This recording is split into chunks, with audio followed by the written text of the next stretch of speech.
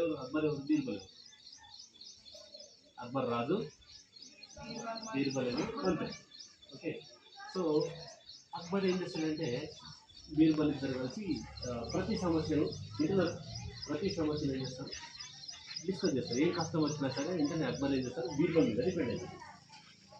అయితే ఒకరోజు ఏం జరుగుతుంది సడన్గా ఆయనకు హెల్ప్ చేసే విషయంలో కింద ఖాళీ బొటన వేలు ఈ బీర్బల్ ద్వారా ఇట్లనేసరికి తెగుతుంది.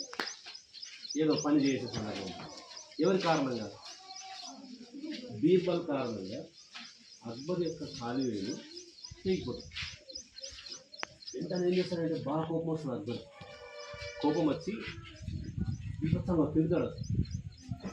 ఎంత తిరుగుతాడంటే ఇక చల్ ఇక రాజు మనకు చిన్న కూడా ఇట్లా గిచ్చితేనే ఒక్కసారి కోపం వచ్చి బాగా వేస్తామా లేదా మన ఆయన రాజా అని చెప్పి వెంటనే ఏం చేస్తాడు తీసుకపోయి జైలు వేసేయండి సరసాలు వేసేయాలి.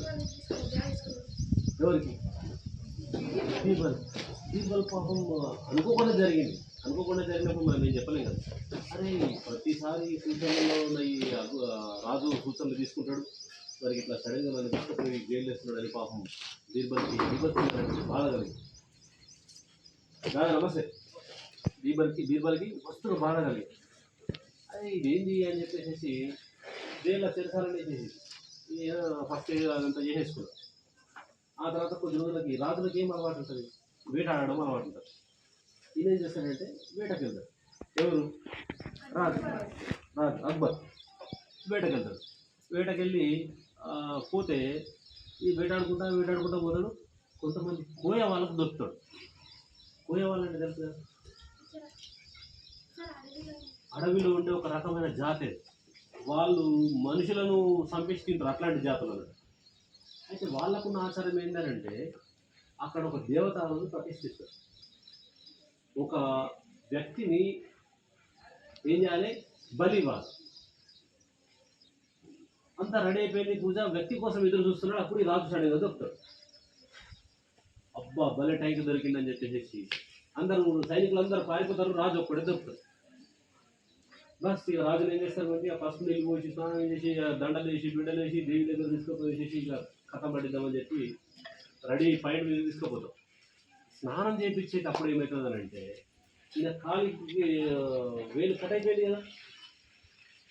అది చూసి ఆ కూలీలు ఏం చేస్తారంటే ఎప్పుడైనా దేవుడికి మనం ఏదైనా ఇచ్చేటప్పుడు పూర్తిగా ఇవ్వాలి, సంపూర్ణంగా ఇవ్వాలి. లోపం ఉన్నది ఏది కూడా ఇవ్వదు. ఓకే, అందుకని చెప్పి వాళ్ళందరూ స్నానం చేయించేటప్పుడు ఏం చేస్తారనంటే ఆ కాలి వేలు లేదు కదా అని చెప్పేసి నన్ను బలి చేయడం వేస్ట్ అని చెప్పేసి బట్టలు తెప్పించేసి నువ్వు ఊరా బాబు అని చెప్పేసి వదిలేస్తాడు. వాడు షాక్ అయిపోయాడు, అమ్మ బాబాయ్ అని. ఇంకా పరిగెత్తుకుంటూ వస్తాడు. ఖాళీ వేలు లేకపోవడం వల్ల నా లైఫ్ సేఫ్ అయిపోయింది. ఇదంతా కారణం ఎవరు, బీర్బల్. అమ్మ బీర్బల్ దగ్గర పోవాలా, బీర్బల్కి ఇదంతా ముందే తెలిసేమో, అందుకనే తీసేసేమో ఇట్లా అని చెప్పేసి బీర్బల్ దగ్గరికి వెళ్తాడు. వెళ్ళేసేసి ఏం చేస్తాడు, పోయి చెరసాలను ఓపెన్ చేసేసి థ్యాంక్ యూ బీర్బల్ సార్, మీరు భలే చేసేది, మీ వల్ల నేను ఇలా బతికిపోయాను నేను అని చెప్పేసి బీర్బల్కు ఓపెన్ చేసి పంపించాడు. అయ్యో బీర్బల్ వెంటనే ఆయన కాలం మీద పడతాడు.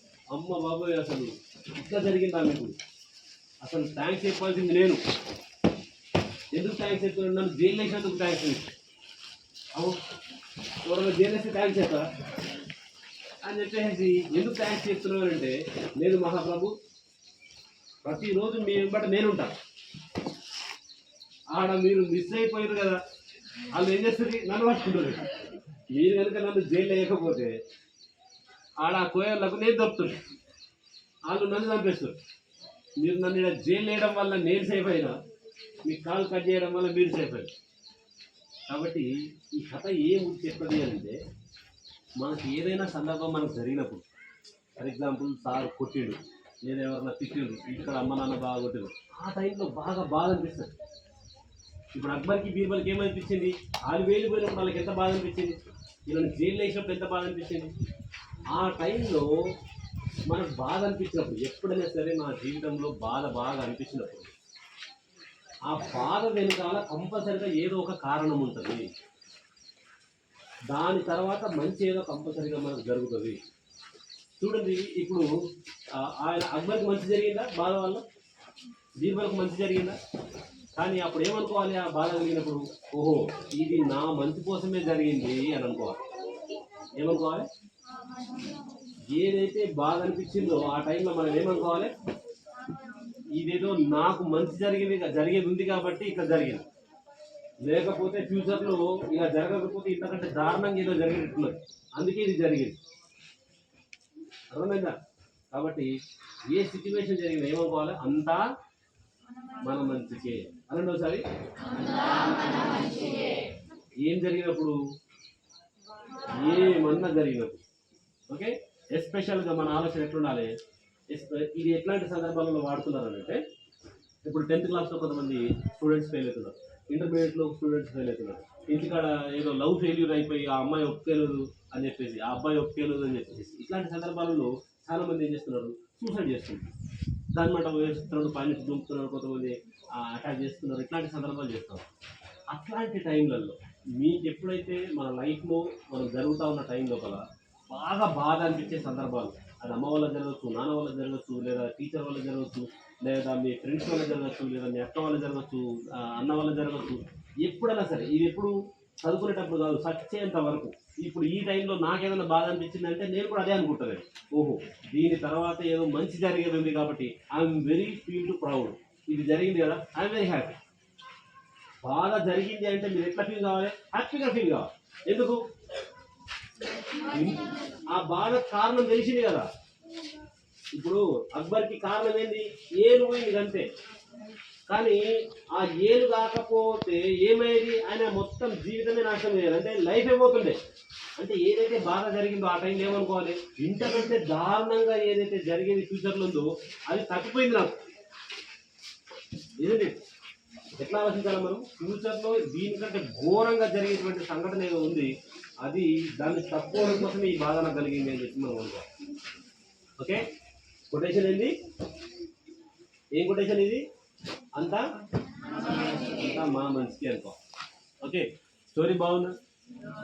రైట్. ఇట్లా ప్రతిరోజు ఏం చేస్తామనంటే ఒక మంచి మెడిటేషన్ చేస్తాం, ఒక మంచి స్టోరీ చేస్తాం, దీన్ని లైఫ్లో మనం ఇంప్లిమెంటేషన్ చేస్తాం. ఈ రోజు నుంచి మన లైఫ్లో ఇంప్లిమెంటేషన్ చేయాలి. ఇంప్లిమెంటేషన్ అంటే ఏంటి? మీకు ఏదైనా జరిగిందని జరగగానే మైండ్ సెట్ ఏం రావాలంటేనే చాలా it is let be take it easy. ఏమనుకోవాలి? Take it easy. Okay, take it easy ఎందుకు అనుకోవాలి? ఈ స్టోరీ గుర్తు రావాలంటే, ఓ దీని తర్వాత ఘోరంగా జరిగేటట్టుందిరా బాబు, కాబట్టి I'm very safe. Okay, right. స్నేహితుడు మూవీలో వాళ్ళకు ఒక కొటేషన్ చెప్తారు. ఏం కొటేషన్ చెప్పండి? All is well. All is అంటే అర్థం ఏంది? Simple, all is well. Okay, వాళ్ళు ఏం చేస్తారు? All is well, all is well, all is well అంతా మనం నాకు బెస్ట్ బెస్ట్ బెస్ట్ జరగాలి. ఓకే, ఏం చేయాలి? All is well, all is well అంటే జస్ట్ టచ్ చేసుకుంటా ఉన్నారు. ఎందుకు? ఆ గుండె మనకు బాధ కలిగినప్పుడు ఎక్కువ కొట్టుకుంటుంది. కొట్టుకుంటున్నప్పుడు మనం కంట్రోల్ చేయడానికి ఏం చేయాలి? All is well, all is well అని చెప్పేసి అన్నాం. And you put your hands like together. దీన్ని గట్టిగా పిడికిలు పడతారు. ఎందుకు పిడికిలు గట్టిగా పట్టాలి చెప్పండి? చేతులకు ఉన్న స్కిన్ చూడండి, ఒకసారి టచ్ చేసి చూడండి. ఇక్కడ బయట ఉన్న స్కిన్ టచ్ చేసి చూడండి, ఏమైనా తేడా ఉందా? ఇక్కడికి ఉందా? ఓకే, అరికాలకు ఉన్న స్కిన్ చూడండి ఒకసారి, ఈ పైన స్కిన్ చూడండి, తేడా ఉందా? ఈ అరికాల స్కిన్, ఈ అరిచేతి స్కిన్ రెండు సేమ్ ఉన్నాయా? ఇట్లాంటి స్కిన్ మన బాడీలో ఇంకెక్కడన్నా ఉందా? ఎక్కడ లేదు. ఓకే, అందుకనే వీటిపైన సెన్సార్ గాన్స్ పనిచేస్తాయి. ఏం పని చేస్తాయి? సెన్సార్. సెన్సార్ అంటే ఏంటి? ఎన్ని ఉన్నాయి మన సెన్సార్ గాన్స్? 5 ఉంటాయి. 5 ఏంటి? కళ్ళు, ముక్కు, నోరు, చెవులు. ఇదే 4 అయినాయి. 5వది చర్మం. ఈ చర్మం, ఇవి అన్ని కేంద్రీకృతమయ్యేది ఎక్కడ అంటే ఈ ప్లేస్లో. ఎక్కడ నేను బొట్టు పెట్టుకుని చూసారా? బ్యూటీ ప్లేస్, ఈ ప్లేస్లో. అందుకనే మనం ఇట్లా ఏలు, అందరు ఏలు గిర పెట్టుకొని నొస్తుందా? ఏమన్నా ఇలా పొట్ట మీద పెట్టుకొని నొస్తుందా? వెనకాల పెట్టుకొని నొస్తుందా? నెత్తి మీద పెట్టుకొని ఇట్లా నొస్తుందా? ఓకే, చెంపల కాడ పెట్టుకొని నొస్తుందా? ఇప్పుడు కనుబొమ్మల మధ్యలో పెట్టుకొని చూడండి, నొస్తుందా? మరి బాడీలో ఇక్కడ ఎక్కడ నొయ్యని ప్లేస్ దీన్ని ఎందుకు నొస్తున్నది? ఏదో రీజన్ ఉండాలి కదా. ఆ రీజన్ ఏంటంటే మన బాడీలో ఉన్నటువంటి నర్వ్ సిస్టమ్ అంతా కూడా ఎక్కడ ఇదే ప్లేస్లో సెటప్ అవుతుంది. అందుకనే కుంకుమ ఎందుకు పెట్టుకోవాలి అంటే కుంకుమలో ఉండే కెమికల్స్ పెద్దగా చేసి ఇక ఎక్కడైతే మనకు పెయిన్ వస్తున్నదో ఈడ నెత్తి మీద కాదు, ఈడ పెట్టుకోడు కాదు, ఎక్కడైతే ఈ రెండు కనుబొమ్మల మధ్యన మనకు నరాలన్నీ కేంద్రీకృతం అయితే అవి ఆ ప్లేస్లో కుంకుమను మాత్రమే పెట్టాలి. దానివల్ల ఏమవుతుంది, దాంట్లో ఉండే కెమికల్స్ వల్ల చుట్టుపక్కల ఉన్నటువంటి ఏవైతే యాంటీబాడీస్ సూక్ష్మజీవులు ఉన్నాయో అవి దీని దగ్గరికి రాకుండా ఈ కుంకుమలో ఉన్న కెమికల్ ఆపుతుంది. కుంకుమ స్పెషాలిటీ ఏంటో తెలుసా? చెప్పండి, what is the speciality of కుంకుమ? అది ఇక్కడ పెట్టడం వల్ల ఏం జరుగుతున్నది, చుట్టుపక్కల ఉన్న యాంటీబాడీస్ అంటే ఏంటి, సూక్ష్మజీవులు, అవి ఇక్కడ దగ్గరికి రాకుండా చేసేది ఏంది, కుంకుమలో ఉండే కెమికల్. ఓకే, అందుకనే మనం పెట్టడం వల్ల ఈ ప్లేస్ సేఫ్ అవుతుంది. ఇక్కడ నరాలని బాగా నెత్తినొప్పి లేస్తే మనం ఏం చేస్తాం, తీసుకొచ్చి జెండు బాంబు గీనే ఊస్తారు. నెత్తినొప్పి లేస్తే గీనే ఊస్తారు. మరి ఇదంతా ఊసుకోరు ఎందుకు, గీనే ఎందుకు ఊస్తారు స్పెషల్గా? అది కనుబొమ్మల మీదనే రాస్తారు చూడు, అవునా? ఎందుకు, కారణం ఏంటి, నర్వ్ సిస్టమ్ అంతా కూడా ఇక్కడ ఇదే ప్లేస్లో సెటప్ అయింది. ఓకే, కాబట్టి ఈరోజు నేర్చుకున్న అంశాలు ఏంటి? ఒకటి, మెడిటేషన్ చేయండి. మెడిటేషన్ ప్రతిరోజు ఏం చేస్తున్నామనంటే మేము 9 గంటలకు వస్తున్నాం. Okay, 9 o'clock everyday. సో వచ్చి ఏం చేస్తాం, ఒక 5 నిమిషాలు మెడిటేషన్ చేస్తాం. వచ్చిన వాళ్ళు వచ్చినట్టు ఇట్లా కూర్చుంటారు. మేము 5 నిమిషాలు మెడిటేషన్ చేస్తాం. మెడిటేషన్ తర్వాత ఒక లైఫ్ ఇన్సిడెంట్ స్టోరీ చెప్తాం. దీనివల్ల మన పర్సనాలిటీ డెవలప్మెంట్ అవుతుంది. అంటే మనకు తెలియకుండానే మన యొక్క క్యారెక్టర్ని మంచిగా మారిపోతుంది, మన ఆలోచన విధానం మంచిగా మారిపోతుంది. ఓకే, వీరికి రావడం వల్ల, ఆ పొద్దున రావడం వల్ల. క్లియరా? దీనిలో ఎవరెవరు పార్టిసిపేట్ కావచ్చు, ఎవరన్నా పార్టిసిపేట్ కావచ్చు. ఎవరికైతే ఇప్పుడు బయట ఉన్న స్ట్రక్చరు మీ ద్వారా వచ్చిందా, ఈ ముక్కు, ఈ నోరు, ఈ కళ్ళు, ఈ కలరు అంతా మీరు అనుకుని వచ్చింది, అది మీకు తెలియకుండా వచ్చింది కదా. ఇది ఎక్స్టర్నల్ అపియరెన్స్ అంటాం. అంటే బయటకు కనిపించే ఈ అపియరెన్స్ మన అమ్మా నాన్నల వల్ల వచ్చింది, లేదా మన తాతల వల్ల వచ్చింది. ఓకే, కానీ ఇంటర్నల్ అపియరెన్స్ ఉంటుంది. అంటే నువ్వంటే ఏంది, అరే ఫలానా ఇట్లా వీడు ఎవడు అని అంటే ఫాల్తు గాడు అంటాడు. ఎట్లా అంటాడు ఫాల్తు గాడని? ఆయన కలర్ చూసి చెప్పిండు ఆ ఫాల్తు గాడని. ఎట్లా చెప్పిండు వాడు ఫాల్తు గాడని? బిహేవియర్, వాడి యొక్క నడవడిక కదా. అది ఎట్లా చెప్పింది దానికి, వీడు ఫలానా వాడు సూపర్ అయ్యాడు, ఆ నల్లగా ఉంటాడు, ఇట్లుంటాడు, అయినా సరే సూపర్ అంటారు. వీడు తెల్లగా ఉంటాడు అయినా కానీ ఫాల్తు గాడు అంటారు. అంటే నల్ల వాళ్ళందరూ మంచిగా, తెల్ల వాళ్ళందరూ చెడ్డగాని కాదు. ఇంటర్నల్ అపియరెన్స్ ఏదైతే ఉందో దాన్ని మార్చుకోవడం కోసం మనం చేసే ప్రయత్నమే ప్రతిరోజు 9 to 9:30. అందంగా ఎక్కడ ఉండాలంటే బయట కాదు, అందంగా ఎక్కడ ఉండాలా, ఇంటర్నల్గా ఉండాలి. మన యొక్క ఆలోచన విధానంలో ఇంటర్నల్గా మనం అందంగా ఉండాలి. ఎదుటి వాడికి సహాయం చేయడంలో అందంగా ఉండాలి. ఓకే, ఈ అందాన్ని ఇంప్రూవ్ చేసుకోవడమే మన యొక్క మెయిన్ మోటో. ఏంటంటే పొద్దున 9 నుంచి 9:30 వరకు we have to increase the internal appearance. మన లోపల ఇంటర్నల్గా ఉన్న మనకు ఆలోచన విధానాన్ని ఒక సరి అయినటువంటి క్రమంలో మనం మార్చడానికి మనం చేసే ప్రయత్నమే ఈ ప్రోగ్రామ్. ఓకే, ఎంతమంది రావచ్చు, రాకపోతే రాలేదని ఎవరు చెప్పరు, వస్తే ఎందుకు వచ్చినామని ఎవరు చెప్పరు. కానీ ఇద్దరున్నా సరే ఈ ప్రోగ్రామ్ కంటిన్యూ రన్ అవుతుంది. 9 to 9:30 ప్రోగ్రామ్ ఎజెండా అయింది. పొద్దున మెడిటేషన్ చేస్తాం. 9 o'clock రావాలని కూర్చోవాలి, కథ గురుసత్ కూర్చోవాలి. 9 o'clock కూర్చుంటే 9 to 9:05, 9:10 వరకు మెడిటేషన్ అవుతుంది. రేపటి నుంచి ఆ స్పీకర్స్ పెట్టి మ్యూజిక్తో సహా మనం మెడిటేషన్ చేస్తాం. ఒక ప్రకృతి మ్యూజిక్ ఉంటుంది, అది పెట్టేసేస్తే బ్రహ్మాండంగా చేస్తాం. ఓకే, సో ఈరోజు మనం ఇంప్లిమెంటేషన్ చేయాల్సింది ఏంటంటే ఈ కథలో ఉన్నటువంటి మోరల్ని మాత్రమే గుర్తుపెట్టుకోవాలి. ఏంది, what is the moral of story?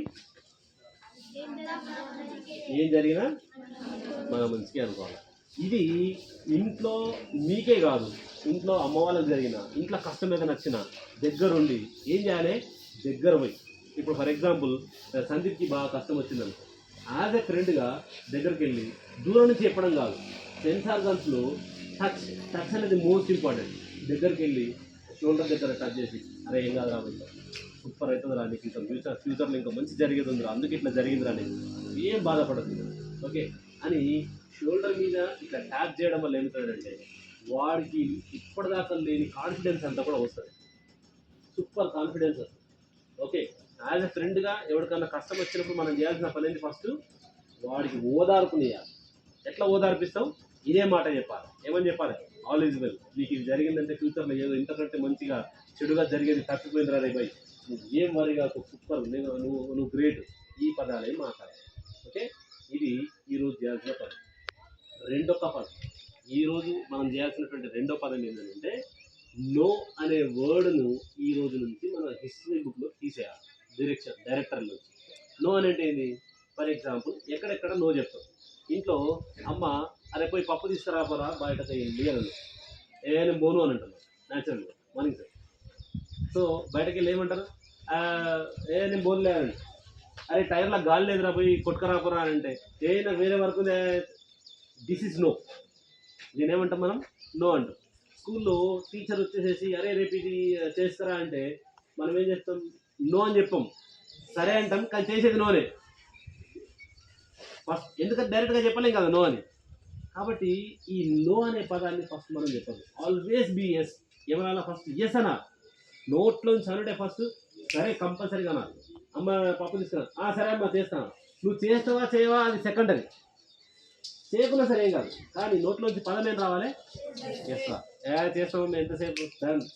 అప్పుడు ఎదుటి వారికి ఏమనిపిస్తుంది అంటే నో అనగానే కోపం వస్తుంది, ఎస్ అంటే హ్యాపీగా ఫీల్ అవుతుంది. ఎదుటివాడు హ్యాపీగా ఫీల్ అయితే మీకు ఇక గొడవలే ఉంటాయి కదా.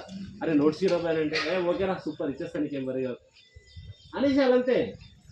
ఇస్తావా ఇయ్యవా అది సెకండరీ, తర్వాత ఆపి అట్లా కాదురా భయ్ ఇట్లా ఇట్లా ఇట్లా ఇట్లా మెల్లిగా.